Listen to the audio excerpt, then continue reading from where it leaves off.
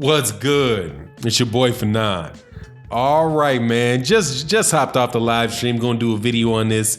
Jerel Big Baby Miller is now, according to Michael Benson, failed another drug test for another performance-enhancing drugs, and you gotta say it is going to be a wrap on Jerel Big Baby Miller's career.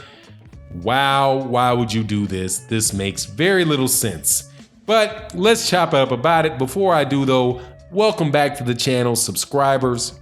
If you are not subscribed, please subscribe to the channel. And if you are subscribed or you are subscribing, make sure you hit the bell icon and check to get all notifications so you can be notified of when we release more videos, which we do on the daily basis.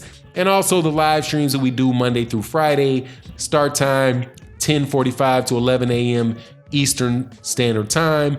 And also OG Boxing Talk that we do on Sundays at Sunday morning at 8 a.m. Eastern Standard Time, Central Standard Time, 9 a.m. Eastern. Check out the Patreon as well. So let's read the report and then have a good old chuckle about it. Now, it's unfortunate, man, that I don't want to say chuckle about it because I don't want to celebrate, such bad like this happening to a guy, but god dog, man, if you make your bed, I guess you got to lie in it. And this is really unfortunate for his family because he had an awesome opportunity in his hands for monetary gain as well as legacy in boxing. And now, not only does he not have that anymore, he's now super tainted in the public eye and will probably never be back in the situation that he was in before this happened. But Michael Benson says Jerel Miller has now reportedly failed another drug test, this time for HGH, human growth hormone. It said this second positive is from a separate VADA test to his initial failed one for GW1516, which is endurable, according to ESPN. Wow. And the second thing, Gary Russell Jr. is fighting Kiko Martinez. As I'm looking at how this is read, man. Oh my God. And Horacek is fighting Gregory Corbin. So this dude, Gregory Corbin's getting paid. Anyway, back onto this specific thing about Jerel Big Baby Miller though. It was so much not worth it. If you're in a type of situation where you can make that much money and all you have to do is get to the ring, you make sure you do not do anything that is going to jeopardize that money. I'm not talking about whether or not he was right to be trying to cheat or wrong to be trying to cheat. That speaks for itself. The fact that he's using two that he's tested positive for. And of course, right at this point in time, it's still, I guess still a rumor. However, I doubt very much that it is because he's already not gotten his license by the Nevada State Athletic Commission for the first infraction. Now the second infraction's up. Jesus. These guys are calling for lifetime bans for Jerel Big Baby Miller. Lifetime bans from the sport. Because as Freddie Roach said, this is a combat sport. And when you are in a combat sport, you are going in there with the intention of trying to hurt somebody. Jerel Big Baby Miller, now with these tests, man, you look back on the other fights that the guy had, I would say this, and I'm saying this about a lot of guys, man. Like, you are fighting, you're 300 pounds. 300 pounds. And you're throwing hundreds and hundreds of shots in a round, never tiring, continuing to go and go and go and go.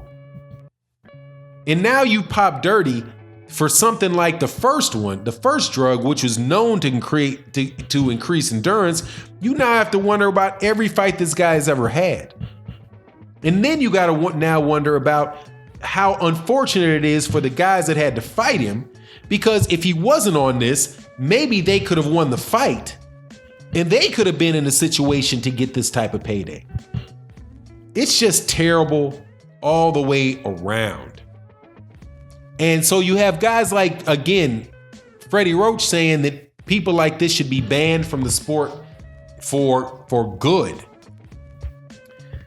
On the first test, I would say, probably not. On the second test, man, you got to examine it. On the third test, man, yeah, dude, you should be gone, man.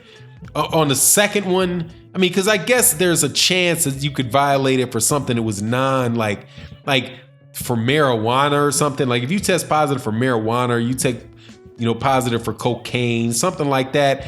I find it, that would be tough for me to try to ban a cat for life. But, the stuff that this dude is on HGH and whatever this other whatever this atomic fuel, Spider-Man, atomic spider bite type bullshit this cat's on, man, I might have to say, yeah, you gotta let that go, man.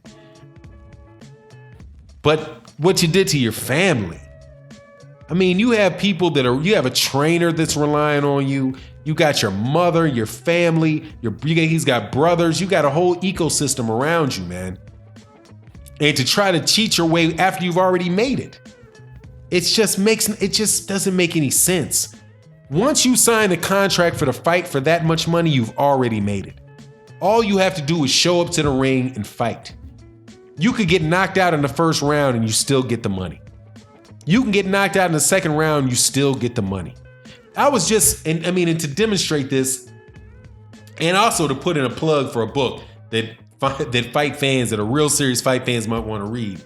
It's this book called Black Genesis, and it's about the history of the heavyweight division, or excuse me, not the heavyweight division, of black fighters from 1760 to 1830.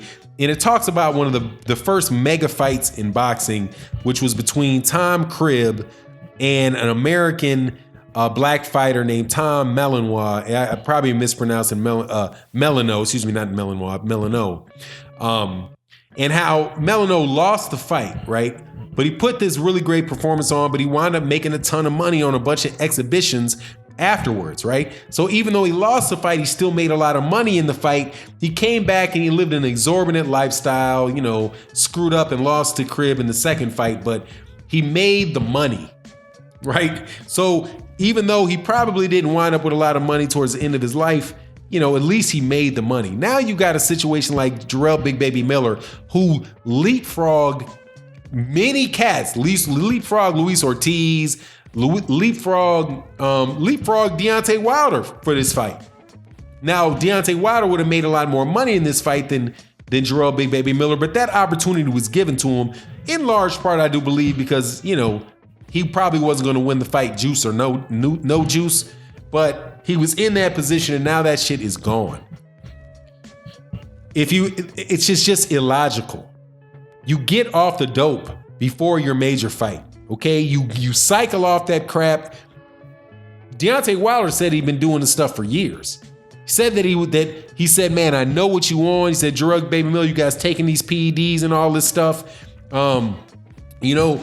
It's gonna come back to haunt you. And that's what Deontay Wilder said a couple years ago about Jerel Big Baby Miller. So anyway, it is, God, what it is. I feel sorry for his family. I don't feel sorry for him. I don't at all have any issue with Anthony Joshua fighting somebody else. Now, the rumor is that he's going to be fighting a guy out of the United States named, dude is unknown to the point that I'm having a hard time remembering what the guy's name is. The former cruiserweight guy, what is his name? Not Michael Smith, but Michael Hunter. I'm sorry, Michael Hunter. Sorry to insult you. I don't mean an insult, but I would rather have him fight Luis Ortiz.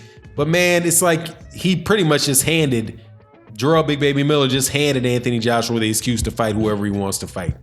But anyway, it is what it is, man. We'll chop it up. I'm sure people have a lot to say about it in the live streams. And with that, I'm out. Peace.